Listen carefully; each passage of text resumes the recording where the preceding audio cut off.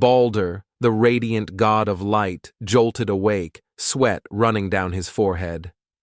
"I've seen them again," he whispered, "the dreams that haunt me." Dark visions even threatened the gods themselves. The wolf Skjöll, a monstrous creature with glowing eyes, relentlessly pursued the sun in the sky. With a mighty leap, he snapped at it and grabbed hold, as if he wanted to devour the day itself. The earth trembled as the gods broke their oaths. The bond that held the world together snapped. A deafening crack filled the air, as if the backbone of the world had shattered. The Midgard serpent, the creature that spanned the world, awoke from its dark slumber. It emerged from the depths, fueled by the intoxicating venom of its poison. With a mighty swing of its massive bulk, it whipped up waves that swallowed shores, flooded flatlands, and tore people and animals from their homes. Cold followed the flood like an relentless hunter. The waves froze into glassy cliffs as if time itself had come to a halt. A blanket of snow covered the once fertile fields. The golden age, when humans had numerous offspring, now seemed like a distant memory. The Midgard serpent had poisoned the sun god and devoured many of the great fish. Now, humanity suffered. Hunger crept through the cities and villages, an invisible enemy as deadly as the claws of the beasts. The god of light stood unprotected in an open square, surrounded by drawn blades and menacing spears. Balder, the soul of innocence, had become the target. The Asgardians, the gods of war and the weather, and the Vanir, gods of the earth, were deeply troubled by Balder's dark dreams. They gathered beneath the world tree Yggdrasil and fervently discussed how to avert the impending disaster. Thor, the god of thunder, suggested going to war against the giants with Loki and Thjalfi, his human companion. However, Odin, the Allfather, was most disturbed by Balder's visions. To him, they were harbingers of impending doom. Determined to learn more about these ominous signs, Odin, along with Loki and other Asgardians, set out on an exploration of the different worlds. Their journey led them to a mystical river, along the banks of which they reached an impressive waterfall. There sat an otter, savoring a freshly caught salmon. Loki, always up for mischief, picked up a stone and skillfully threw it. With a precise throw, he hit the otter on the head, killing it. Odin and Honir, impressed by Loki's hunting skills, praised him for having taken down 2 animals with a single throw. They collected their prey and continued their journey until they reached a large farmstead. The estate belonged to Hreidmar, a respected and sorcerous farmer. The divine wanderers were provided lodging for the night. Proudly, they displayed their hunting spoils and assured they could provide for their own meal. When Hreidmar, the sorcerous farmer, saw the dead otter, he immediately recognized his lost son. Furious, he summoned his sons, Fafnir and Regin. "Our brother has been slain," he thundered, and unleashed a spell that paralyzed the Asgardian before Odin could use his own magical power. In one swift move, Hreidmar and his sons seized the paralyzed gods and bound them. "We didn't know the otter was your brother," the Asgardian pleaded, offering a ransom as a gesture of reconciliation. Hreidmar set the conditions. They had to cover the otter with so much gold that not a single hair could be seen. They sealed the agreement with a solemn oath. As a pledge, Hreidmar took Odin's mighty spear, Gungnir, and Loki's magical shoes. Then, he released the bonds of the gods. Odin sent Loki to obtain the demanded gold. Loki set off for Svartalfheim, a mysterious place known for its wealthy dwarves. There, he had his eye on Andvari, whom he believed to be the possessor of the greatest treasure. Loki found Andvari, who had transformed into a fish and was gliding through the water. With a quick move, Loki caught the fish and returned it to its dwarf form. "You will give me all the gold you have hoarded," demanded Loki. Reluctantly, Andvari led Loki to his underground treasure chamber. Under Loki's watchful eyes, the dwarf brought forth his boundless riches, including a mountain of exquisite treasures. Loki noticed how Andvari discreetly slipped a small gold ring into his sleeve. "I want that ring as well," said Loki. "Please, let me keep the ring," pleaded Andvari. "It can help me replenish my treasure." Loki briefly considered, but then thought of his agreement with Hreidmar. What if this very ring is needed to completely cover the otter? He pondered, and took the last piece of gold from Andvari. In a fit of anger and despair, Andvari cursed the ring. "Whoever possesses this ring will meet their doom," he swore. Loki looked at him coldly. "Your curse will come true, I promise you. I will pass it on to the next owner of the ring." Loki returned with the cursed treasure and laid it out before Odin.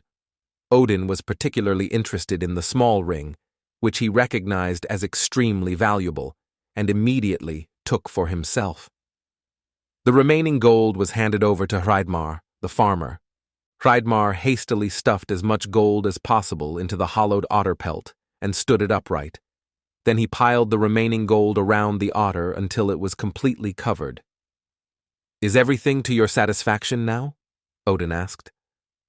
The farmer carefully inspected the gold-covered otter and found a tiny, protruding whisker. "This hair must also be covered, or you are not free." Odin hesitated for only a moment before he pulled the small ring from his pocket and placed it on the protruding whisker. "With this, the atonement for the otter is fulfilled," he said. Satisfied, Hreidmar returned Odin's spear, Gungnir, and Loki's shoes. As the Asgardians left the farmstead, Loki issued a grim warning. "This ring and the gold are cursed. Whoever possesses them will die." Hreidmar and his sons gazed at the shimmering heap of gold, seemingly blinded by their greed, and they seemed to overlook the curse. Fafnir and Regin demanded their share of the treasure as reparation for their dead brother from their father Hreidmar. But Hreidmar remained unbending. "I alone, as a father, have the right to reparation for my son," he declared, and refused to part with even the smallest ring. In the darkness of the night, driven by greed and treachery, Fafnir and Regin murdered their own father in his sleep. Then Regin approached Fafnir. "Divide the treasure fairly between us," he demanded. Fafnir, the larger and stronger of the two, donned their father's fearsome helmet and drew his sword.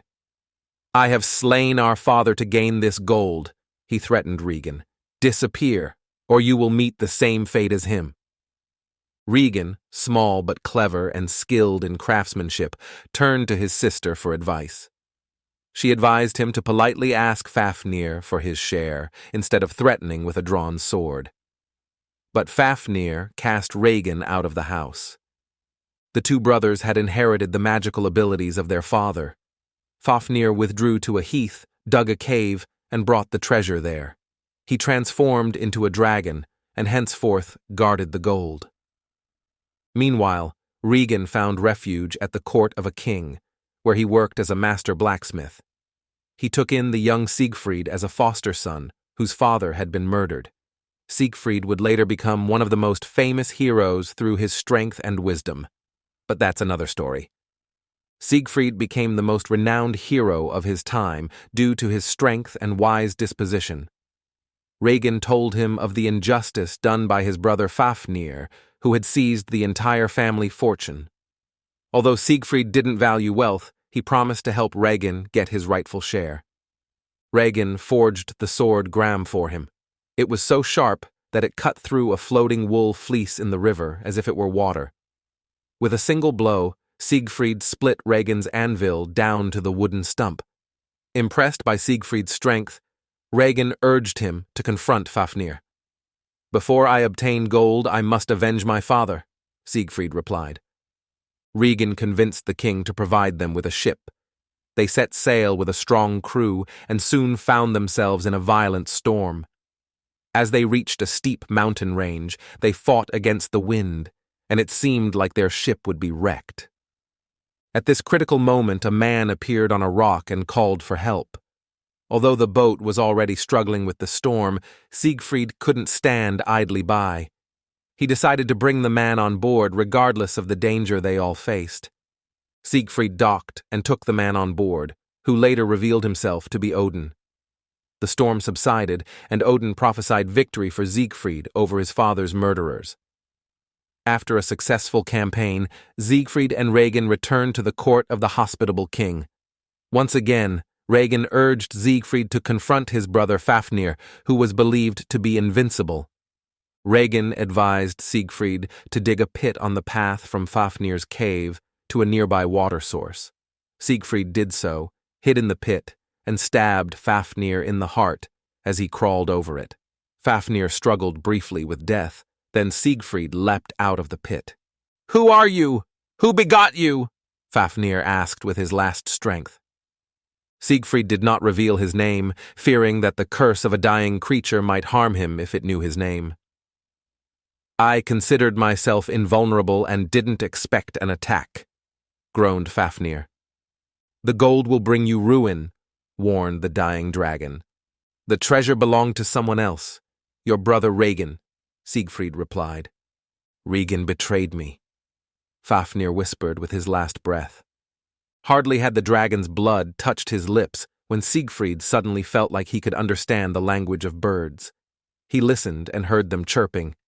"Siegfried, be vigilant. Regin plans to kill you to possess the treasure alone. He will awaken and seek your life." Siegfried quickly understood the meaning of the words and drew his sword.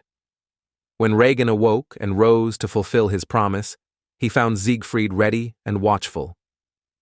"Your brother prophesied to me that my own blood would soak me if I possessed the treasure," Siegfried said, "but I think he meant you as well." Regin laughed scornfully. "You are a fool if you believe the words of a dying dragon." "And you are a fool if you think you can kill me to obtain the treasure," Siegfried retorted and swung his sword. In the next moment, the blade severed Regin's throat. Siegfried took the treasure and the cursed ring, even though he knew they would only bring him misfortune. But he thought of Odin's prophecy and knew that his fate was sealed anyway. So he rode away, richer and wiser, but also burdened more heavily than ever before. Siegfried collected the treasure and the cursed ring that Andvari had cursed. He thought of the words of the birds and the prophecies now swirling in his mind. Then he mounted his horse and rode off, facing an uncertain future. His thoughts revolved around the Valkyrie Brunhild, of whom the bird had spoken. She was one of the mightiest warriors of Asgard, and her beauty was known in all 9 worlds. He knew that winning her heart would be another great task, but the thought filled him with a strange kind of hope. Siegfried eventually reached the castle where Brunhild lived. It was surrounded by a ring of fire that only the bravest warrior could pass through. With a determined gaze and his sword in hand, Siegfried rode through the flames and reached the other side unharmed. Brunhild marveled at his courage and was impressed by his strength. "Who are you, who has passed through the ring of fire?" she asked. "I am Siegfried, son of Sigmund, and I come to free you," he replied. Brunhild smiled. "Many have tried, but only you have succeeded. But do you also know of the curse that lies upon the treasure you carry with you?" Siegfried nodded. "I know the curse and am willing to bear its weight if it means winning your love." They embraced, and in that moment, they both knew they were ready to face all challenges and dangers that lay ahead of them. But deep in their hearts, they also felt the weight of the curse and knew that their shared destiny was still uncertain.